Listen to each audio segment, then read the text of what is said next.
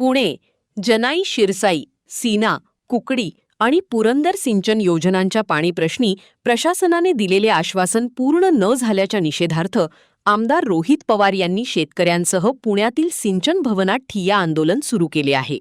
सकाळी 11 वाजता ते शेतकऱ्यांसह सिंचन भवनात दाखल झाले आणि जलसंपदा विभागाच्या अधिकाऱ्यांना जाब विचारला. अतिरिक्त पाणी उपलब्ध करून देण्याच्या मागणीवर प्रशासनाने मान्य केले असले तरी अद्याप लेखी आदेश न मिळाल्याने आंदोलन सुरूच असल्याचे त्यांनी स्पष्ट केले.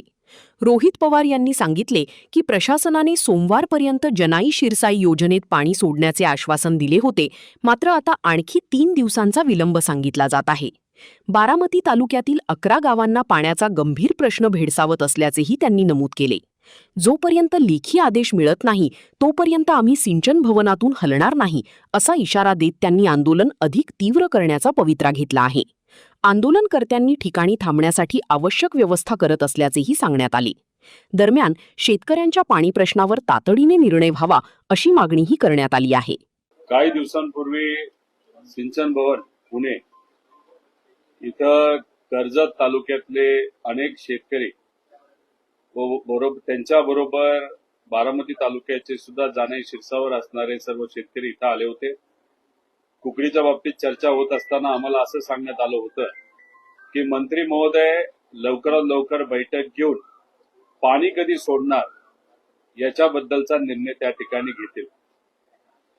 दुर्दैव असं त्या बाबतीतली बैठक मंत्री महोदयाची झाली नाही. जर मंत्र्यांनाच खरं तर या पाण्याचं महत्व नसेल तर मग कर्जतमध्ये कुकडी प्रकल्पाच्या अंतर्गत जे पाणी दिलं जातं त्या शेतकऱ्यांना ते न्याय कसं देतील असा प्रश्न त्या ठिकाणी निर्माण होतो. सीना प्रकल्पाच्या बाबतीत आम्ही चर्चा करून थोडंसं भांडून त्यावेळेस पाणी सोडलं. तिथं असणाऱ्या शेतकऱ्यांना काही प्रमाणात मदत झाली, पण आता परत सांगण्यात येत आहे की आता आम्ही पाणी बंद करणार आहोत. तसंच बारामती तालुक्यामध्ये जानाई शिरसाईमध्ये अजून 40% जे क्षेत्र आहे ते पाण्यापासून वंचित आहे. 2-3 दिवसापूर्वी आम्ही जेव्हा बसलो होतो चर्चा केली होती, आम्हाला सांगितलं होतं सोमवारपर्यंत म्हणजे काल दुपारपर्यंत आम्ही जानाई शिरसाईमध्ये पाणी सोडू. पण मग काल आम्हाला असं कळालं, एक तर कुकडीच्या बाबतीत चर्चा आणि बैठक झाली नाही, हा एक विषय महत्वाचा होताच. त्याच्याचबरोबर पाणी जे काल दुपारपर्यंत सोडलं जाणार होतं ते अजून 3 दिवस हे लांबलं जाईल. मग शेतकऱ्यांकडनं मोठ्या प्रमाणात रोष निर्माण झाल्यानंतर मुंबईची महत्वाची बैठक ही असताना सुद्धा शेतकऱ्यांच्या हितासाठी व पिण्याचं पाणी माझ्या मतदारसंघामध्ये व त्याच्याच बरोबर बारामती जानाई शिरसाईमध्ये असणारी व पुरंदरची काही 5 गावं याच्यासाठी आम्हाला इथं यावं लागलं. अधिकाऱ्यांबरोबर आम्ही आता चर्चा केली आहे. तिथं कुकडीबद्दल काही प्रमाणात चर्चा झाली, पण वरिष्ठ अधिकारी एक दिल्ली लेवलच्या बैठकीमध्ये व्यस्त असल्यामुळे त्यांचं आणि मंत्री महोदयांचं अजून चर्चा झालेली नाही. त्यामुळे अजूनपर्यंत कुकडीबाबत शब्द कुठलाही तिथं दिला गेला नाही. पण राहिला प्रश्न जानाई शिरसाईचे बारामतीची जी काही गावं आहेत त्याच्यात 11 गावं आता पाण्यापासून वंचित आहेत. त्याला देण्यासाठी जो पाणी नियोजन आहे आणि गेल्या काही दिवसांमध्ये प्रकल्पात पाणी नसल्यामुळे जो काही बाष्पीकरणाचा नुकसान झाले लॉस झालेला आहे ते भरून काढून आम्हाला कुठेतरी पाणी वाढवून देण्याची भूमिका त्या ठिकाणी त्यांनी मान्य केलेली आहे. अजून पेपरवरती मान्य केलेली नाही. पेपरवर जोपर्यंत येत नाही तोपर्यंत आम्ही इथून हलणार नाही. पुढच्या काही वेळामध्ये इथं राहण्याची व्यवस्था व्हावी यासाठी आम्ही गाद्यांची मागणी केली होती. आम्ही आमच्या कार्यालयाकडनं गाद्या मागितलेल्या आहेत. पुढच्या 10 मिनिटांमध्ये इथं गाद्या येतील. आमचे हे प्रश्न जोपर्यंत सुटत नाही तोपर्यंत आम्ही इथून हलणार नाही अशी भूमिका आहे. जर शेतकऱ्याचं मन मागण्या पूर्ण झाल्या, जर शेतकरी हो म्हणले तरच इथून आम्ही त्या ठिकाणी जाणार आहोत.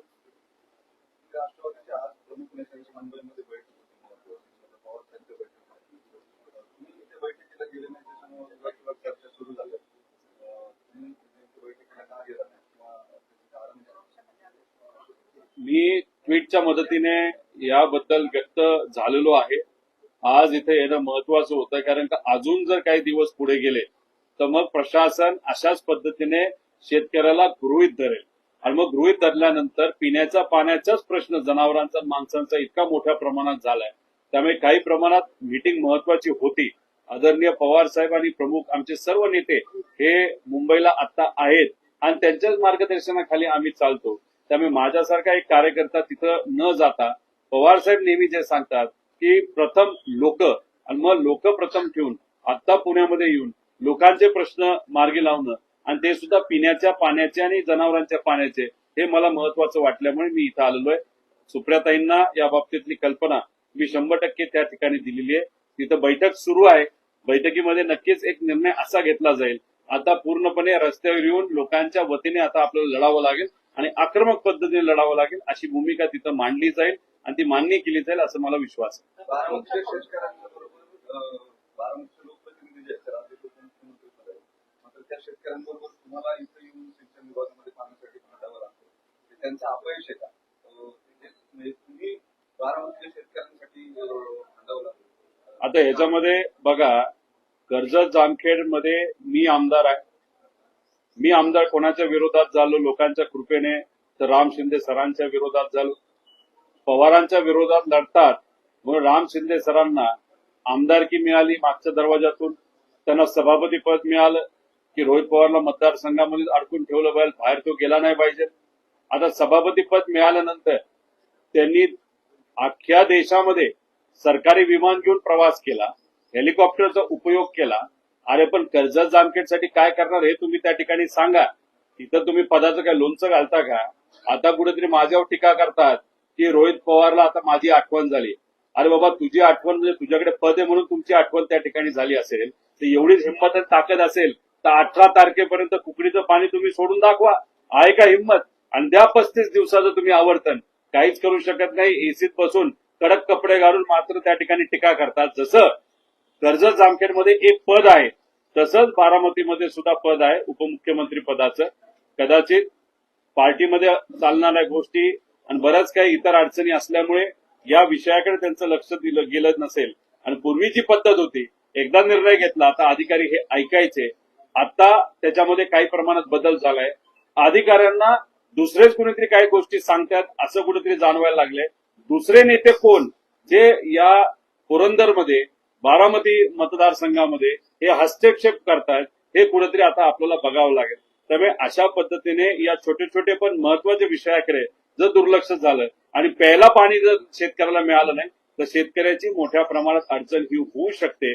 त्यामुळे हे निर्णय लक्ष देऊन घ्यावे लागतात. त्यामुळे पदाधिकाऱ्यांनी तिथं लक्ष देणं महत्वाचं आहे.